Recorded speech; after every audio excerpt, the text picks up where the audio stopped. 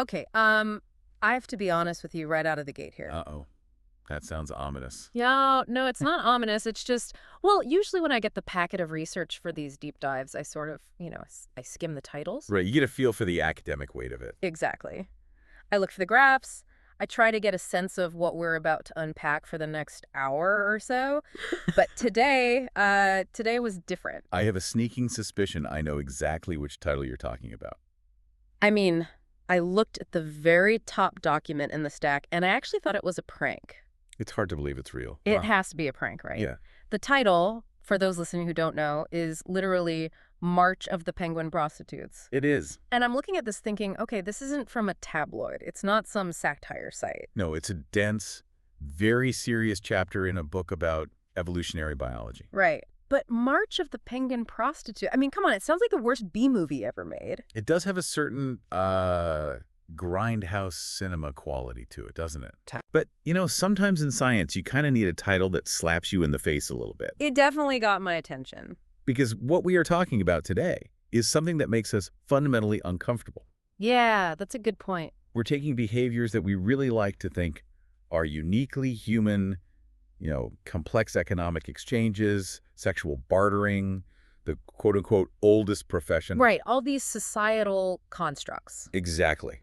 And we are finding them, quite literally, in the freezing mud of the Antarctic. And that is exactly the mission for this deep dive. We are going to look past the sort of funny mental image of a penguin hanging out on a street corner, and we're going to try to understand the machinery underneath all of this. The biological machinery. Right, because the source material argues that this isn't just a quirky thing about birds, it's actually about a universal law. It is. The mission today is to explore what the text calls the hidden hand of biology. Like Adam Smith's invisible hand, but for nature. Exactly like that. We are so used to thinking of economics as something that happens with, money, stock markets, interest rates. Colored pieces of paper. Right.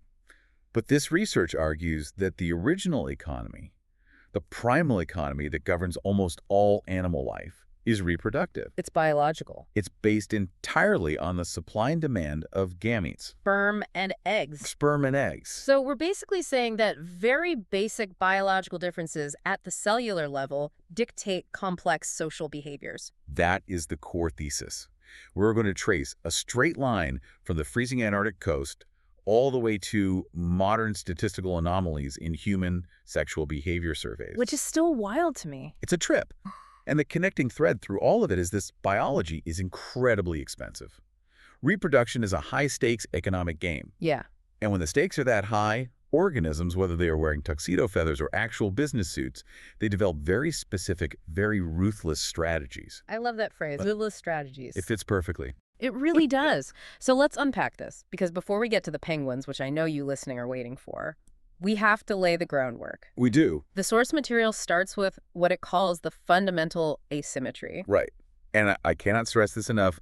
This is the cornerstone of everything we're going to discuss today. It's the foundation. If you don't understand this asymmetry, the rest of it just looks like chaos. But if you grasp this, suddenly the animal kingdom and human society starts to make a lot more sense. So we are talking about the basic difference between males and females, but we're not doing the whole pop psychology, men are from Mars, women are from Venus thing. No. We're talking purely at the cellular level. Right. We need to look at the gametes, the reproductive cells. Because in the vast majority of species, humans and penguins included, there is a massive fundamental imbalance in the production of these cells. Let's really break that down, because I think as humans we take it for granted. We learn boys have sperm, girls have eggs in 5th grade health class, and we just leave it there. Yeah, we don't think about the math of it. Exactly.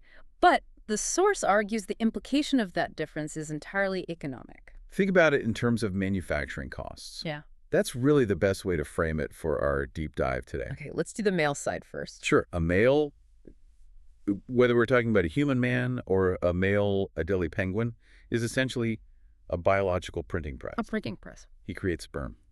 And he creates it in quantities that are, frankly, astronomical. Millions upon millions of sperm cells are produced daily. Just constantly churning them out. And what is the actual biological cost to produce them? Metabolic peanuts. Peanuts. It is so cheap. Biologically speaking, sperm is the cheapest currency on the planet. Because it's just DNA with a little tail. Right. A male can dispense it, replenish it, and dispense it again with almost zero impact on his long-term health or his caloric reserves. He's not losing anything vital. No. He doesn't have to carry the offspring. He doesn't have to gestate. His biological commitment essentially ends at the moment of conception, at least strictly speaking from a physiological standpoint. Okay, so the male is basically flooding the market with this super cheap currency. Constantly. Now, contrast that with the female. The female situation is the polar opposite. If the male is a printing press, the female is a vault. A vault. I like that. Take a human female, for example. She is born with her entire lifetime supply of eggs already secured in the ovaries. She isn't making new ones. Right. It's a fixed inventory from day one. Exactly. And once a month, she releases one.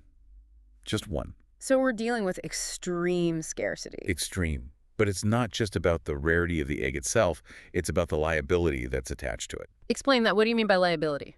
If that egg gets fertilized, the female doesn't just get to walk away like the male can. She is biologically locked into a massive, unavoidable investment. The pregnancy. Right? 9 months of gestation for humans.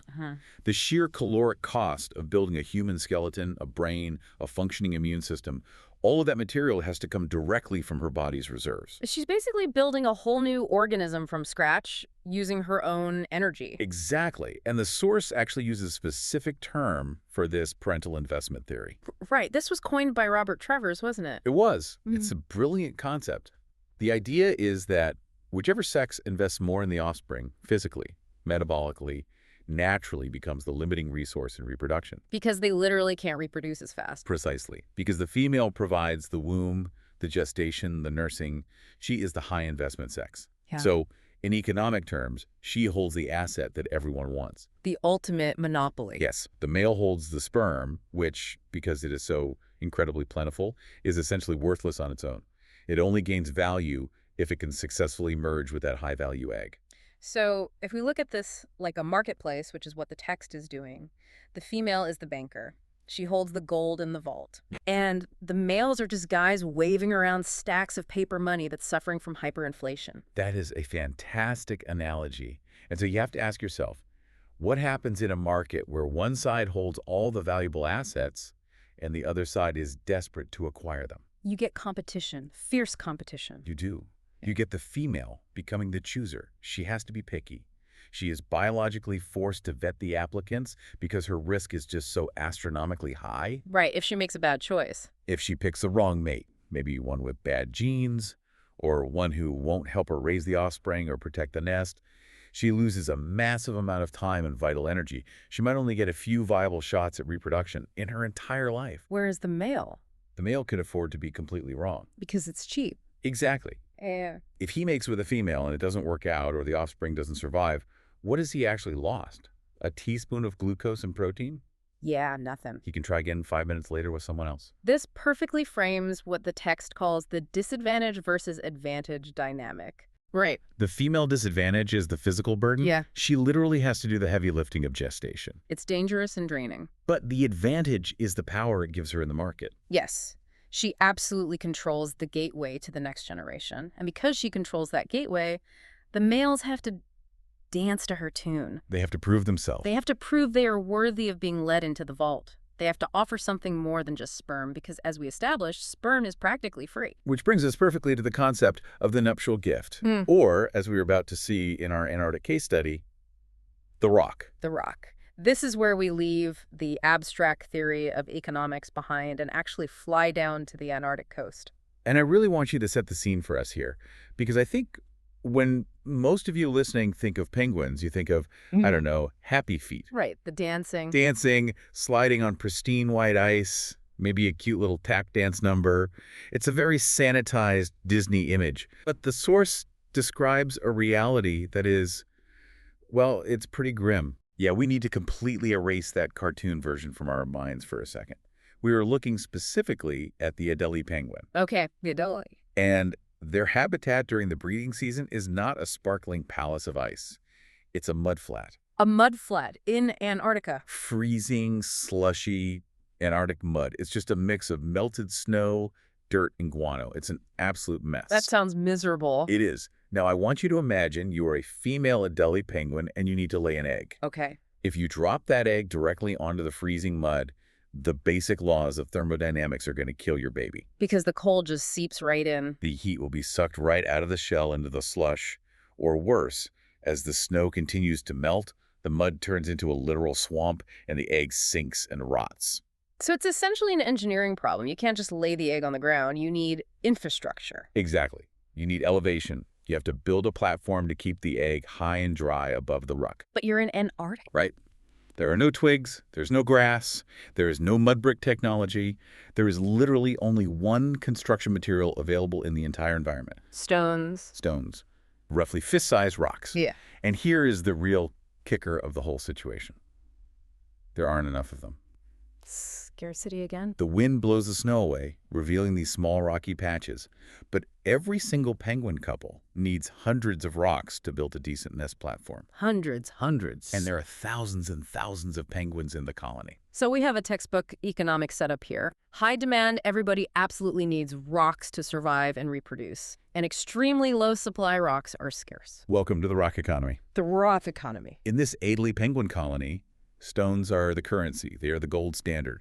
A big pile of rocks represents safety, it represents genetic success, and it represents status. So if you have rocks, you're the 1%. If you have a big pile of rocks, you are a wealthy penguin. You are a catch. And the source describes the male behavior around gathering these rocks, and it honestly sounds like Wall Street in the 1980s. It is entirely cutthroat.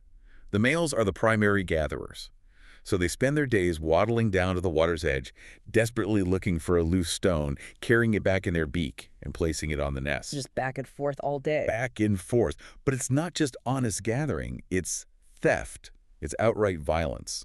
Because they're desperate. Exactly. Males will literally wait for a neighbor to turn his back and then steal a rock right off his pile. They fight over them. They hoard them. And what are the females doing during this rock rush? The females are the consumers in this market. They are carefully inspecting the merchandise. They are looking for the male with the best rocks. So she's not looking for love. A female Adélie penguin is absolutely not looking for a soulmate or a guy with a great sense of humor. She is looking for a general contractor. That's hilarious. She needs a guy who can build a penthouse.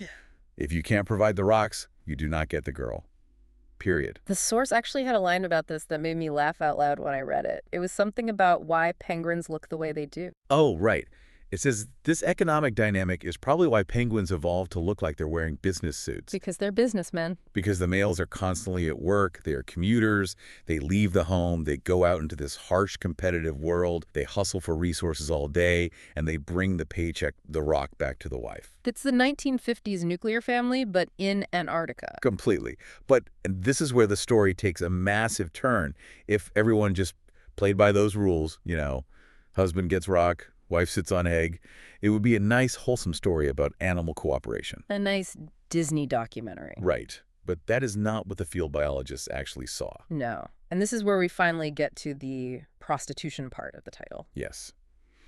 The researchers were closely watching these colonies. They were tagging the birds, tracking their exact movements day in and day out. And they noticed an anomaly. They noticed a very specific, deliberate pattern of behavior that completely blew up the happy family narrative. Okay, walk us through it. Play by play. The husband goes to work. Right. The husband leaves the nest to go find more rocks. He's waddling off to the shoreline to hustle. The female is left alone at their half-built nest. Which is normal. Normal. Now, usually she would just wait there and guard the rocks they already have. But in these specific cases, she doesn't wait. She leaves the nest. She slips away. And she's not going to the water to get rocks herself. No. Absolutely not. She is heading straight into the bachelor quarters. The single guys. Yes. She targets a male who's single. Maybe he's a young male who hasn't secured a mate yet, or maybe he's just an outcast. But he has rocks. He has rocks. He's been collecting a pile of stones, desperately hoping to attract someone. And how does she approach him? Because the source gets really almost uncomfortably specific about the body language here. It does. It's fascinating. Yeah. It describes her walk as a sashay. A sashay. Now, if you've ever seen a penguin walk, you know it's already a bit of a clumsy waddle. But this is different. It's a highly deliberate courtship display. She's putting it on. She approaches the bachelor's nest. She does a specific dip of the head. And she gives him what the text calls a coy askance glance. I am just trying to picture a penguin being coy. It's unmistakable in the animal kingdom. She is signaling explicit sexual availability. And how does the bachelor male react to this? The text says he responds with the universal gawk of the horny male. Of course he does. He literally cannot believe his luck. Yeah. Here is a female coming right up to his nest, offering herself to him with zero effort on his part. So he thinks he's getting a permanent mate. He thinks he has hit the absolute jackpot. Yeah. She lies on her back. She spreads her flippers. Which is the signal. That is the universal green light in penguin language. Yeah. So they mate. It happens very quickly. And then they settle down. And then the transaction abruptly closes. Wow. The exact moment the act is finished, the female stands up. She doesn't preen him. She doesn't hang around to bond or cuddle. Oh. She walks straight over to his pile of rocks, picks up the biggest stone she can carry in her beak, and walks away. She takes the payment. As the source so bluntly and memorably puts it, he gets his rocks off, she gets a rock.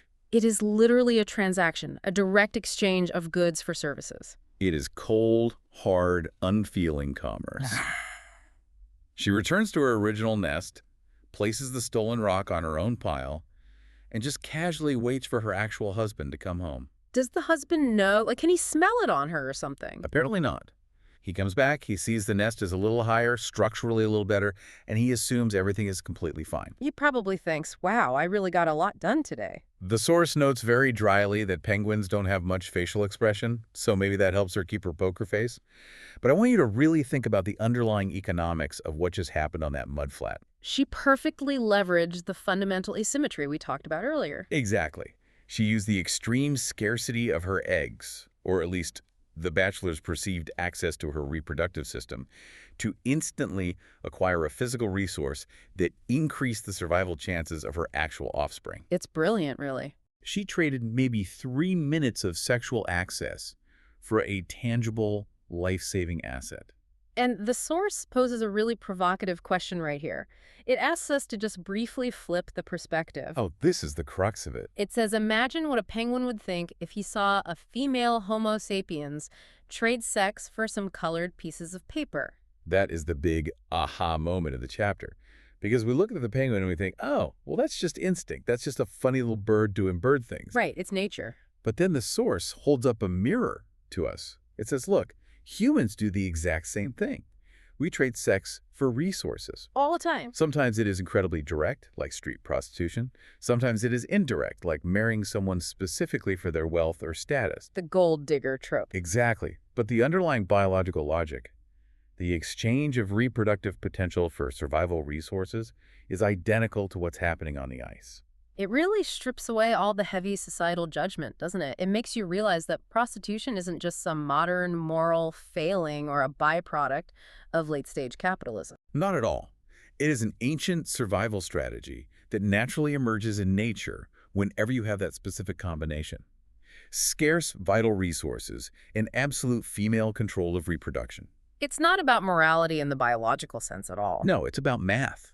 It's about maximizing your genetic return on investment. Survival of the fittest means using whatever assets you have. Well, speaking of math, this is the perfect time to segue to the human side of this research, because the source material takes this penguin observation and then just drops an absolute statistical bomb on us. Oh, this is without a doubt one of my favorite parts of the entire text. It reads like a mystery story. It's a classic whodunit, but entirely with statistics. So let's look at the data. If you're listening, grab a mental notepad. This data comes from the 1980s. It was a massive, highly respected study called the National Survey of Sexual Attitudes and Lifestyles. Conducted in Britain and France. Right. Thousands and thousands of participants. Very rigorous. And the researchers asked the participants a very simple, very direct question. How many opposite-sex partners have you had in your lifetime? Sounds straightforward enough. And I think most people, if they just think about it for a second, would expect the averages to be roughly the same for men and women. In a closed system, yes, they have to be. And we actually really need to explain what we mean by a closed system, because this is where people's intuition always gets tripped up. Right. Help me out here. I'm the student in the back of the class raising my hand. Why must the numbers be equal? It doesn't feel like they should be. Okay, let's break it down logically. Let's assume we are talking exclusively about heterosexual sex. Okay. Every single time a specific sexual act occurs, it involves exactly one man and one woman. It is a strict 1-to-1 ratio. Makes sense. So if man A sleeps with woman B, man A gains +1 partner on his tally, and woman B gains +1 partner on her tally. Right, the universe adds 1 to both columns. Exactly. So if you sum up all the partners for all the men in a society and all the partners for all the women in that same society, the total sum must be identical. Because every act requires 1 of each. Therefore, if you take that identical total and divide it by the population, the average number of partners for a man and the average number of partners for a woman must be exactly the same. Mathematically, it cannot be otherwise. Okay, the logic is sound, but Yeah. that is not what the survey found. Not even close. In the United Kingdom, men reported having an average of 10 partners in their lifetime. Women reported an average of 3.5. That is a massive gap. That's nearly triple. In France, the gap was even wider. Men averaged 11 partners. Women averaged 3.5. So we have a literal mathematical impossibility on our hands. We have 11 versus 3.5 in a system that physically requires a 1-to-1 match. Exactly. So for years, top sociologists and statisticians looked at this data and they just scratched their heads. And the answer that almost everyone immediately jumped to was lying. The classic locker room inflation theory. Right. The prevailing theory was that men simply lie to impress other men. They inflate their numbers to look like studs. And women lie to protect their social reputation. They intentionally deflate their numbers so they don't look promiscuous. And to be fair, we know that definitely happens. Oh, absolutely. There's absolutely a social desirability bias in all self-reported surveys. People want to look good. But the source argues incredibly well that lying alone cannot mathematically account for a gap of this massive magnitude. You simply cannot explain away a 300% difference just by waving your hands and saying men exaggerate. And the data actually showed some really extreme outliers that highlight the problem, right? Yes, and this is the major clue in the mystery. About 1% of the straight men surveyed confidently claimed they had over 100 lifetime partners. 100 partners. The literal Don Juan archetype. Right. Now, I want you to ask yourself, if the average woman truly only has 3 or 4 partners in her whole life, where on earth are these men finding 100 different women to sleep with? Are they all just sleeping with the same few women? That is the million-dollar question. Yeah. Who are they sleeping with?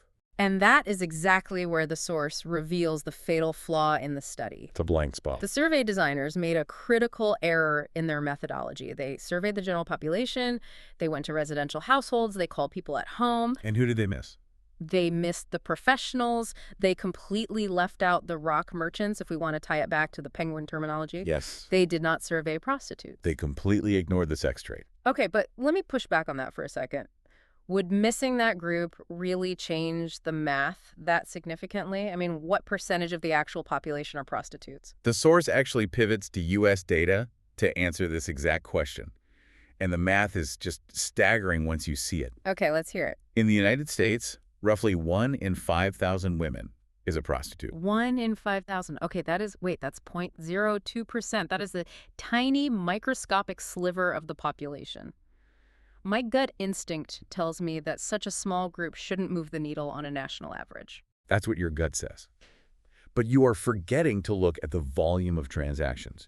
You have to look at the workload. Okay, hit me with the workload numbers. The average prostitute in this data set sees about 600 clients per year. 600 a year. And remember, that is just the average.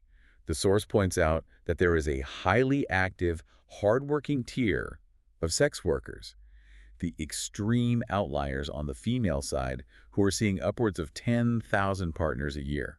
Wait, pause. Let me process that. 10,000 partners a year. If you're listening, try doing that math in your head. That's It's about 30 clients a day. 30 a day. Every single day. Yeah. No weekends off, no holidays. That is biologically and physically almost unfathomable. It sounds completely industrial. It is industrial, Yeah. and that industrial volume is the exact key to solving the statistical puzzle. Oh, I see it now. You have this tiny, tiny percentage of women, let's say 2 out of every 10,000, who are personally absorbing the sexual demand of thousands and thousands of men. I see exactly where this is going. These women are effectively invisible in a standard household survey. They aren't sitting at home answering the phone for a pollster, they are working. Right.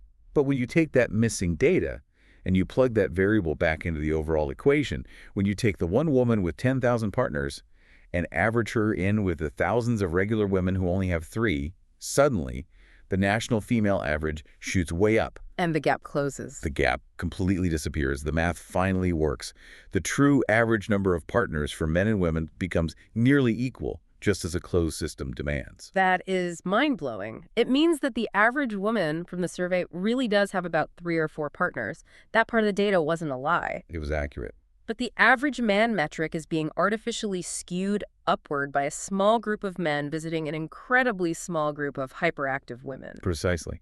And it leads to a pretty brutal reality check for all those guys claiming over 100 partners. Oh yeah, the Don Juans. The source concludes this section with a great line. Most of the Don Juans who claim more than 100 conquests are actually paying for it. Out. Yeah. They aren't naturally seductive Casanovas who are just charming hundreds of women into bed through sheer charisma. They're just buying access. They are essentially just penguins bringing rocks to the one female who will accept them. They're participating in a commercial transaction, not a romantic conquest. It totally deconstructs the whole myth of the player. It collapses it entirely. It's not charisma, it's commerce. Wow. Okay, so we've covered the underlying biology, the cheap sperm and the expensive eggs. We've covered the economics, the rocks in Antarctica, and the statistical math. The hardware and the math, yeah. But I really want to spend the rest of our time on the psychology, because the source makes some deeply fascinating points about why this transaction happens the way it does and how it feels fundamentally different for men and women. This is where we get into the software that runs on the biological hardware we talked about earlier, the evolutionary wiring of our emotions. Right. The text mentions that across basically all cultures, human males pay for prostitution far, far more than females do. Overwhelmingly. Which is not surprising given the biological asymmetry we discussed. But the text asks, when females do pay because male prostitutes do exist, what exactly are they looking for? It's almost the exact opposite of what men are looking for. The surveys and interviews suggest that when the statistical minority of women actually pay for sexual relations, they strictly require deeper connections. What does that mean, practically speaking? It means talking, it means cuddling, it means sharing intimate details of their personal life with the worker. They are paying for emotional intimacy, not just physical friction. There's this really telling anecdote in the source about a specific male prostitute. Yes. He was interviewed for a study, and he was totally confused by his female clients. He expressed genuine mystification that these women would pay him hundreds of dollars just to, quote, be listened to. He couldn't grasp it. He couldn't wrap his head around it at all. He's thinking, I'm a sex worker, I'm here for the sex. Why do you want to spend an hour telling me about your terrible day at work? Because for men, generally speaking, the transaction is entirely about efficiency. The source is quite blunt here. It says, men are paying their prostitutes to not talk. That is a harsh line, to not talk. It's very harsh, but it highlights the sheer functional difference in the evolutionary strategies. For the male strategy, remember the cheap sperm, the biological printing press. The goal is often quantity and efficiency. Get in, get out. Emotional entanglement is a cost. It slows things down. It complicates the transaction. So the male is paying to basically strip away all the costs of a traditional relationship. The courtship, the long conversations, the long-term commitment. He just wants the raw biological act. Exactly. He wants the rock exchange without the hassle of nest building. But for the female, why is it so drastically different? Why does she inherently want the talking and the connection even when she's the one paying? You have to go back to the eggs. Go back to the vault. Right, the high investment. The source argues that female emotions are structured to protect eggs. Because that single egg is so precious, and because a mistake is so incredibly costly 9 months of pregnancy tied to a bad partner, the female brain is hardwired to ensure that sex is inextricably tied to security. Security means bonding. Right. Security means knowing exactly who this person is, knowing they will stick around to help, knowing they actually care. So the software is always running. Always. So even when a woman is explicitly paying for sex with a professional, her ancient biological software is still running the security check program. She needs to feel an emotional bond to feel safe enough to mate, even if that bond is artificially created with cash. This naturally leads to the discussion in the text about how men and women feel after casual sex. The source touches on the Madonna horror complex a bit, but it specifically focuses on the emotional aftermath of the act. The data strongly shows that women are far, far more likely to report feeling dirty, used, or depressed after anonymous or purely transactional sex. And again, we really need to emphasize, we're not saying this is right or wrong morally. We are strictly asking why nature would wire us to feel that specific way. It's highly functional. You have to think of guilt or feeling dirty as an evolutionary pain signal. Like touching a hot stove. Exactly like touching a hot stove.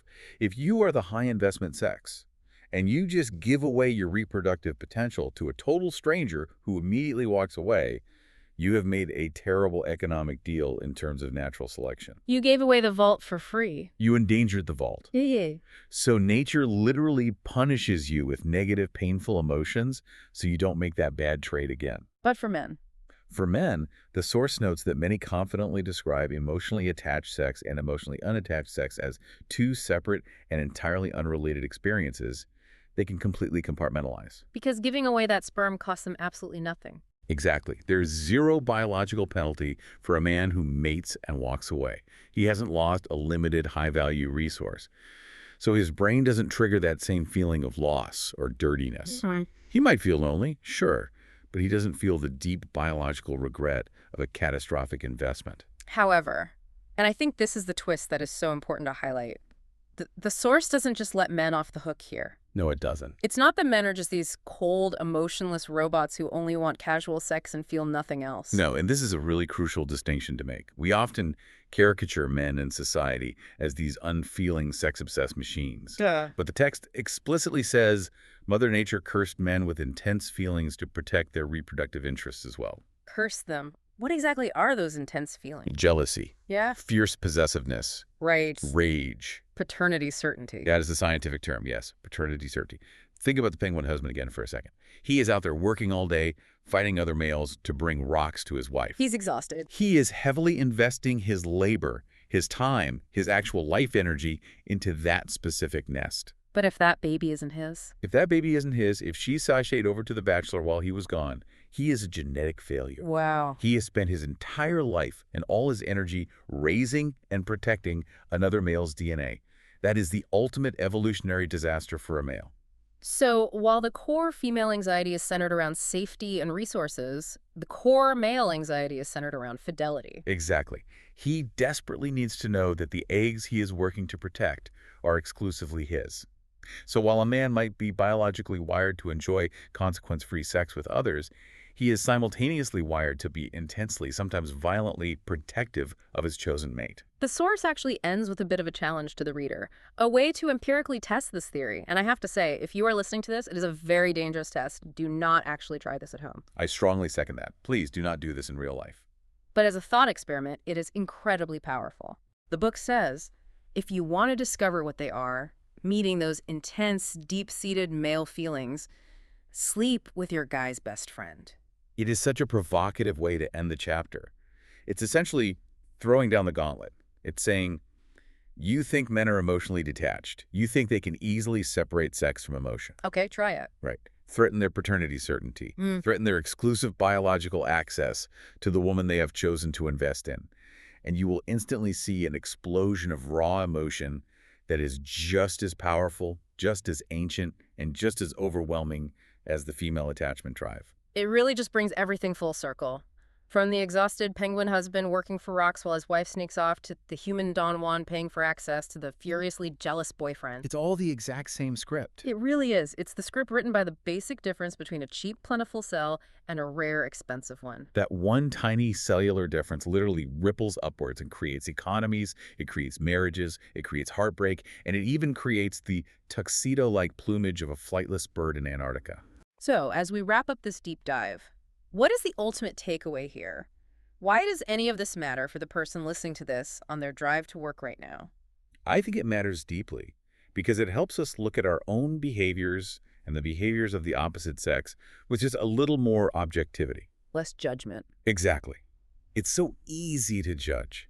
It's easy to judge the female penguin for quote-unquote prostituting herself. Right. It's easy to judge the man for visiting a sex worker. It's easy to judge the clingy girlfriend who needs constant reassurance, or the jealous boyfriend who loses his temper. But you're saying these aren't just arbitrary character flaws. They aren't just moral failings. They're strategies. Yeah. They're ancient, hardwired biological strategies that have evolved over millions of years to solve the fundamental problem of survival and reproduction. It takes the morality out of it and puts the biology right in the center. It does. And look, that doesn't mean we are helpless slaves to our biology. Right, we aren't penguins. We have large frontal lobes, we have built civilization, we can consciously choose to be better than our base instincts. But we cannot just ignore them.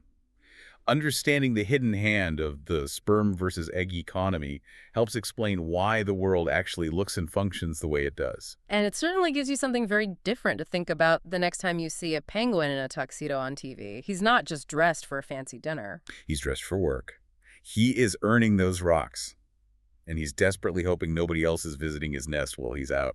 Well, that is about all the time we have for this deep dive. A fascinating, definitely slightly disturbing, but ultimately enlightening look at the march of the penguin prostitutes. I don't think I will ever look at a nature documentary or a basic statistics textbook the same way ever again. Nor will I.